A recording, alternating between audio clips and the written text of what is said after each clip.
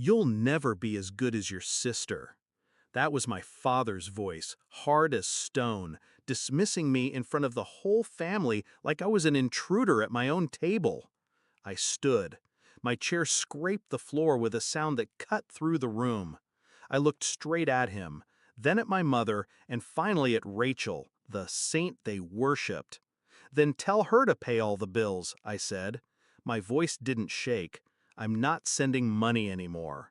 For the first time in years, silence fell. My mother blinked, confused.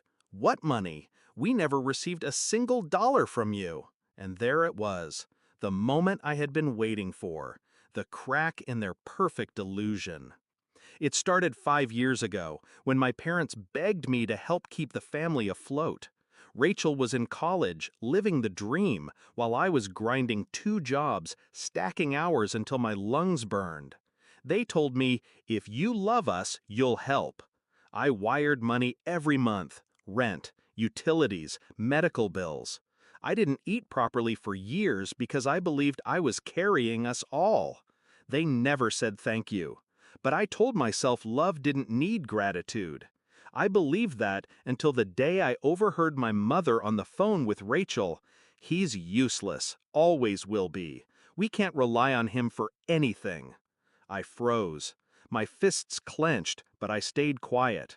That was the first time I realized my money was being erased along with my worth. The pieces didn't add up. The bills they showed me kept climbing, yet nothing in the house changed. The roof still leaked, the electricity still flickered. Rachel, though, always had the newest phone, the latest car, the most expensive clothes. Then I found it. An email Rachel forgot to log out of. Bank transfers. My transfers. Funneled into her account with memo lines like family support, emergency fund. Every dollar I sent wasn't keeping them alive, it was feeding her lifestyle. They didn't just lie, they used me. And worst of all, they sneered at me while cashing my sacrifice. I didn't explode. Explosions burn out too fast. I went cold. I stopped seeing myself as their son, their brother. I became their creditor, silent, patient, watching the interest rise. And while they thought I was still their obedient mule, I started making moves. Step 1, evidence. I saved every receipt, every transfer, every email. 5 years' worth of proof organized into neat, devastating folders. Step 2, control. I rerouted my paycheck, closed accounts they had access to, froze the credit cards my name was tied to. And step 3, detonation. I waited until Rachel was at the table, until both my parents were listening, until they sneered at me one more time. Then I cut the cord in a single sentence. I'm not sending money anymore. My mother's denial was almost laughable. What money? We never received. I interrupted, calm but sharp. Check Rachel's account. Rachel's fork clattered against her plate. My father frowned. What are you talking about?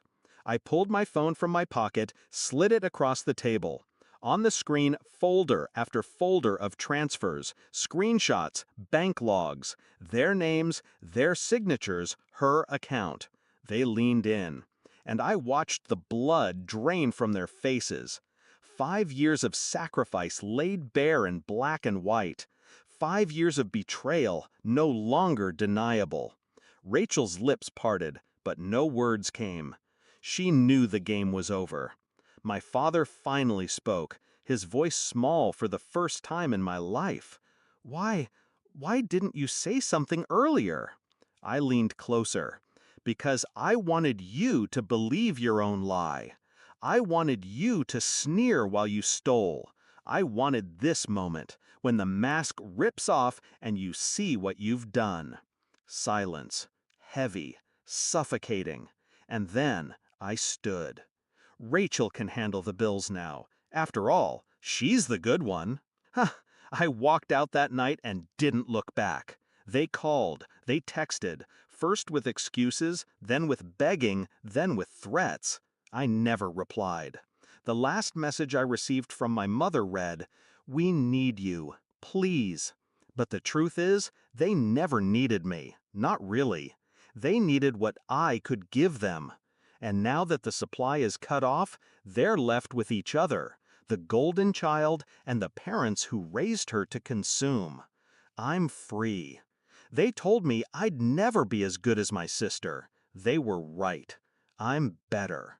Because unlike them, I know the value of sacrifice, and I know the power of walking away.